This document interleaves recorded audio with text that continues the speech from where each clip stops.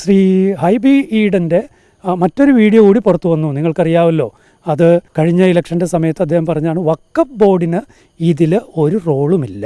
അതിലൂടെ അദ്ദേഹം എന്താ ഉദ്ദേശിച്ചത്? രേഖകളൊക്കെ വഖഫ് ബോർഡ് കേസ് കൊടുത്തതൊക്കെ കോടതിയിലിരിക്കുന്നു. വഖഫ് ബോർഡ് പറഞ്ഞിട്ട് നമ്മുടെ വില്ലേജ് ഓഫീസുകളുടെ രേഖകളിലെല്ലാം ഇത് വഖഫ് ബോർഡിൻ്റെ ആണെന്ന് പറഞ്ഞിരിക്കുന്നു. വഖഫ് ബോർഡിൻ്റെ വസ്തു ലിസ്റ്റിൽ ഇത് എഴുതി ചേർത്തിരിക്കുന്നു. അപ്പോൾ വഖഫ് ബോർഡിന് ഇതിനൊരു റോളുമില്ല എന്ന് MP എങ്ങനെ പറയും? അപ്പം അതുകൊണ്ട് അദ്ദേഹം ജനത്തോട് പച്ചക്കള്ളം പറഞ്ഞു. എറണാകുളം ലോകസഭാ മണ്ഡലത്തിൻ്റെ MP ജനത്തോട് പച്ചക്കള്ളം പറഞ്ഞു.